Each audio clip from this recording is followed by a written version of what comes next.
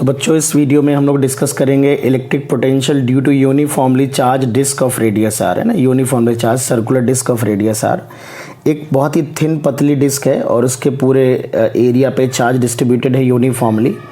और जो charge per unit area है इसका, charge per unit area sigma से डिनोट करते हैं। हम लोग इसके बारे में थोड़ा डिस्कस कर चुके हैं। चार्ज अपॉन एरिया होगा ये, तो Q upon pi r square इसको लिख सकते हैं अगर टोटल चार्ज Q हो। तो इस डिस्क के एक्सिस पे x डिस्टेंस पे पोटेंशियल कैलकुलेट करना है, ठीक है। तो डेफिनेट सी बात है, हम लोग इंटीग्रेशन यूज़ करेंगे।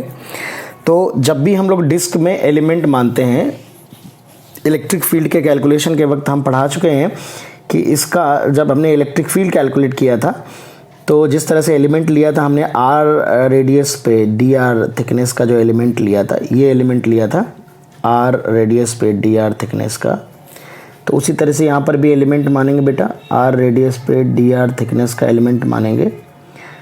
और ये चूँकि स्मॉल r रेडियस की रिंग होगी तुम्हारी, ये रिंग जो है वो स्मॉल r रेडियस है और dr इसकी थिकनेस है, ठीक है ना। तो ये एक रिंग है और इस रिंग की वजह से जो पोटेंशियल होगा P पॉइंट पे, तो सबसे पहले तो चार्ज देखते हैं। चार्ज ऑन रिंग जो कि r, dr हमने मानी है, उस पर कितना होगा, तो dq चार्ज होगा। तो dq हम लिख सकते हैं sigma into dA, charge per unit area into area of this portion, है ना। ये जो पोर्शन हमने कट करके निकाला, ये वाला पोर्शन। तो एक बार मैं इस पर बता चुका हूँ, इसको कट करके जब सीधा करेंगे, इसको बीच में से कट करके अगर सीधा कर देंगे तो इसकी लेंथ जो आएगी वो 2 पाई r आएगी, ठीक है। इसकी जो लेंथ आएगी और ये जो थिकनेस आएगी ये dr आएगी। तो जो dA की वैल्यू होगी बेटा, it is sigma into 2 pi r dr, है ना। अगर चार्ज डेंसिटी वेरिएबल होगी तो सिग्मा एक स्मॉल r का फंक्शन दिया जाएगा, वो फंक्शन आप यहीं पुट कर दीजिएगा। अदरवाइज सिग्मा कांस्टेंट है, यूनिफॉर्मली चार्ज डिस्क है, तो सिग्मा की वैल्यू कांस्टेंट होगी बेटा, है ना। तो इस तरह से आप उस रिंग पे चार्ज निकालेंगे जो एलिमेंट आपने माना। अब रिंग की वजह से पोटेंशियल आप पढ़ चुके हैं, है ना। तो potential due to this ring is dV, है ना। लेट ये dV पोटेंशियल है, तो dV रिंग की वजह से पोटेंशियल क्या होता है रिंग के एक्सिस पे, तो रिंग का पोटेंशियल होता है KQ upon x square plus r square. तो K dQ divide by under root x square plus small r square, ये पोटेंशियल होता है। तो Q की वजह से जो आएगा, तो dQ की वैल्यू अगर पुट करेंगे तो K 2 pi sigma r dr, ठीक है। और ये dQ की वैल्यू पुट कर दी हमने, और ये under root x square plus r square आपका कैलकुलेशन हो जाएगा। तो V जो होगा that will be integration of dV, ठीक है। V जो होगा वो इंटीग्रेशन ऑफ dV होगा।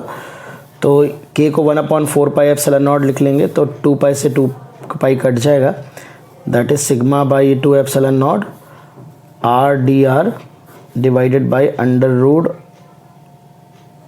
X square plus r square, ठीक है ना।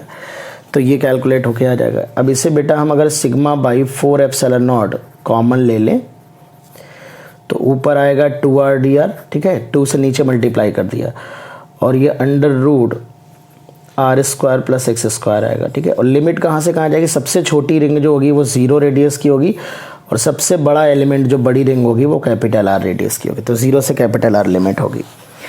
अब इसे हम सब्सटीट्यूशन का यूज़ करेंगे, थोड़ा सा इंटीग्रेशन यहाँ पे यूज़ होगा।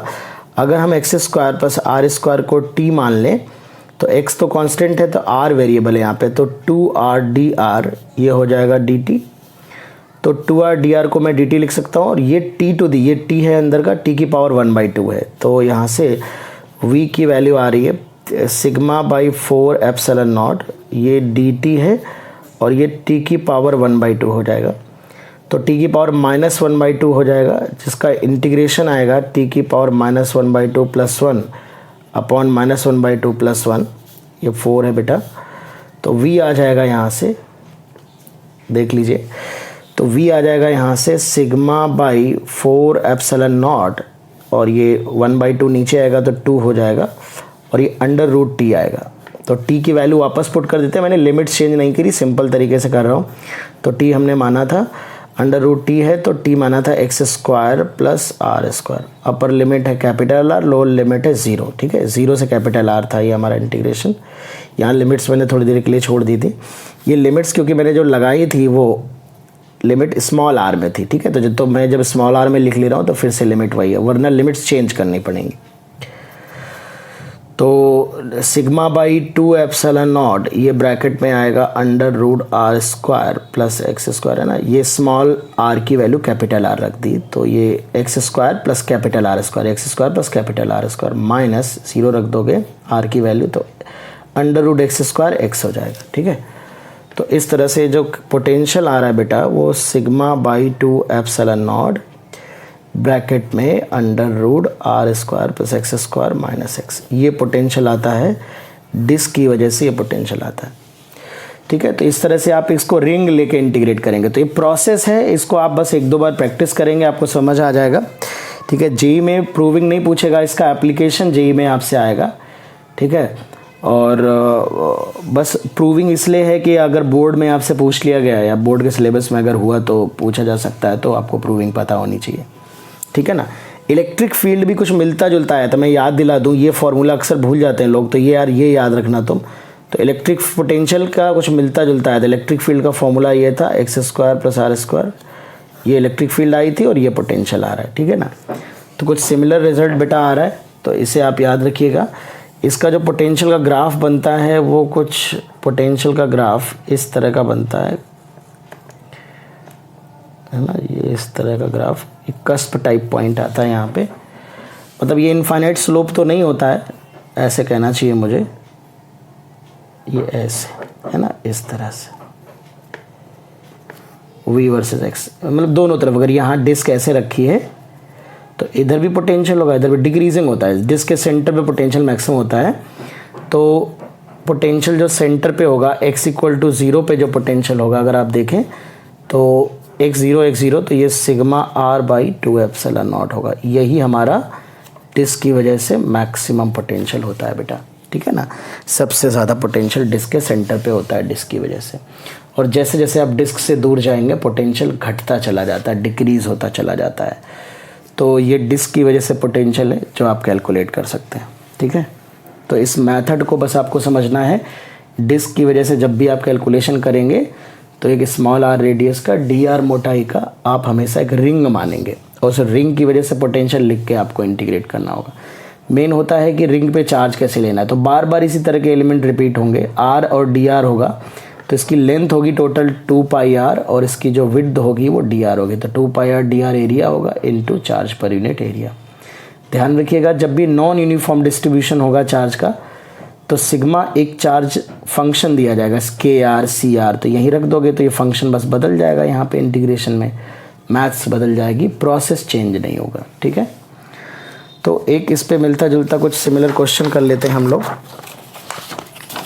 कि अगर जिस तरह से क्वेश्चन हमने इलेक्ट्रिक फील्ड में किया था, तो पहले आप इस क्वेश्चन को खुद ट्राई करिएगा फिर आप सोल्यूशन देखिएगा, कि अगर हमारे पास एक डिस्क है और उसमें से हमने बीच में कुछ पोर्शन कट कर दिया है, मान लेते ये इनर रेडियस A है, आउटर रेडियस B है, और इस पे टोटल चार्ज बचा हुआ चार्ज है ना, रिमेनिंग चार्ज, ये सर्कुलर चार्ज, और ये x डिस्टेंस पे हमको पोटेंशियल कैलकुलेट करना है P पॉइंट पे, रिमेनिंग चार्ज Q है। तो P पॉइंट का पोटेंशियल क्या होगा ये हमें कैलकुलेट करना है। This is annular disc. ठीक है, तो सबसे पहले बच्चों हम इसका सिग्मा अगर कैलकुलेट करें तो इस पे जो चार्ज है बचा हुआ Q है वो कितने एरिया में डिस्ट्रीब्यूटेड है, तो एरिया से डिवाइड करेंगे, तो जो एरिया है वो पाई B square minus A square, ये सिग्मा की वैल्यू हो जाएगी। अब आप देखिए कि ये जो डिस्क हमारी बनी है, ये जो डिस्क हमारी बन रही है, ये वाले डिस्क, ये जैसा कि हमने पहले कहा था कि ये हमारी कंप्लीट डिस्क में से छोटी डिस्क माइनस करा है हमने, ये पॉजिटिव चार्ज रहा होगा पूरा और ये पॉजिटिव चार्ज, इसकी डेंसिटी भी सिग्मा रही होगी, इसकी भी सिग्मा रही होगी ना, बीच में से पोर्शन कट कर दिया तो रिमेनिंग की डेंसिटी नहीं बदल जाएगी, है ना। तो अगर इसकी वजह से पोटेंशियल V1 है, V2 इसकी वजह से पोटेंशियल V है बेटा, तो जो भी V आएगा that will be V1 minus V2। Simple superposition principle. Electric field अगर लिखना है तो E vector equal to E1 vector minus E2 vector, मतलब पूरी डिस्क की वजह से अगर हम पोटेंशियल निकाल लें उसमें से छोटी डिस्क की वजह से सब्ट्रैक्ट कर दें तो हमारा आंसर आ जाएगा। तो P पॉइंट पे जो पोटेंशियल होगा that will be V1 minus V2। तो V1 है sigma by 2 epsilon nought under root B square plus x square minus x, ये बड़ी वाली की वजह से होगा। सिग्मा सेम होगा क्योंकि पूरे का जो सिग्मा होगा वही सिग्मा आपने कट करके, तो जो रिमूव किया है उसका भी सिग्मा सेम होगा। तो ये आ जाएगा under root a square plus x square minus x. तो इसको सिंप्लीफाई कर लेंगे, सब्ट्रैक्ट कर लेंगे, तो इस एनुलर डिस्क की वजह से यहाँ पे आपको पोटेंशियल कैलकुलेट करने को मिल जाएगा। अब बड़ी सिंपल सी बात है, अगर मैं यहीं पे एक पॉइंट चार्ज रख दूँ Q और कहूँ पोटेंशियल एनर्जी क्या है, तो Q इंटू Vp, जो भी पोटेंशियल आप ये कैलकुलेट करोगे, potential due to this disc into this point charge, इस पॉइंट चार्ज से अगर आप मल्टीप्लाई कर देंगे तो आपको पोटेंशियल एनर्जी मिल जाएगी। तो ऐसे सिचुएशन में जब भी आपको पोटेंशियल एनर्जी निकालनी है तो आप potential at that point into point charge से अगर मल्टीप्लाई करेंगे तो आपको पोटेंशियल एनर्जी मिल जाएगी। ठीक है, कोई भी सिंपल क्वेश्चन हो, जैसे सपोज अगर आपसे कोई कहे कि मान लेते हैं ये एक डिस्क है और इससे यहाँ से r डिस्टेंस पे एक Q नॉट चार्ज रखा है, टोटल चार्ज Q है और ये रेडियस R है। तो कैलकुलेट पोटेंशियल एनर्जी, ठीक है, इलेक्ट्रोस्टैटिक पोटेंशियल एनर्जी निकालिए, दोनों की क्या है इलेक्ट्रोस्टैटिक पोटेंशियल एनर्जी। तो इंटीग्रेट करने मत जाइए, सिंपल आप लिखिए कि इस पॉइंट पे अगर मुझे चार्ज रखा है, इन दोनों की इंटरेक्शन पोटेंशियल एनर्जी निकालनी है, तो potential at point P, potential at point P due to this disc into charge. ठीक है, ये बिल्कुल डेफिनेशन यूज़ करिए, डिस्क की वजह से पोटेंशियल लिखिए, इनटू चार्ज कर दीजिए, charge into potential equal to potential energy. तो डिस्क की वजह से आएगा sigma by 2 epsilon nought under root R square plus x square, x की वैल्यू भी R है बेटा, माइनस एक्स। तो सिग्मा की वैल्यू है Q upon pi R square, ये सिग्मा है बेटा, चार्ज अपॉन एरिया है ना, ये सिग्मा की वैल्यू हो जाएगी, यूनिफॉर्म है, इनटू 2 एप्सिलॉन नॉट भी है, और ये है R कॉमन है √2 माइनस 1। तो यहाँ पे पोटेंशियल एनर्जी आ जाएगी Q नॉट और नीचे आएगा 2 पाई एप्सिलॉन नॉट R, एक R से R कट जाएगा, दैट इज़ √2 माइनस 1। तो इस तरह से आप पोटेंशियल एनर्जी कैलकुलेट कर लेंगे, आप कैलकुलेशन इसको चेक कर लीजिएगा कि क्या आएगा। ठीक है ना। तो पोटेंशियल एनर्जी भी आप जब भी पॉइंट चार्ज और बॉडी की पोटेंशियल एनर्जी निकालेंगे, मैं हमेशा रिपीट कर रहा हूँ, पॉइंट चार्ज और बॉडी की पोटेंशियल एनर्जी निकालेंगे तो आप सिंपल डेफिनेशन यूज़ करेंगे, potential energy equal to charge into potential, charge into potential. ठीक है, कंटिन्यूअस बॉडी जो भी होगी उस बॉडी की वजह से पॉइंट चार्ज जहाँ रखा है वहाँ पोटेंशियल निकाल के मल्टीप्लाई करेंगे। तो इसके कुछ एप्लीकेशंस हम नेक्स्ट वीडियो में देखेंगे, इस वीडियो में इतना ही। ओके।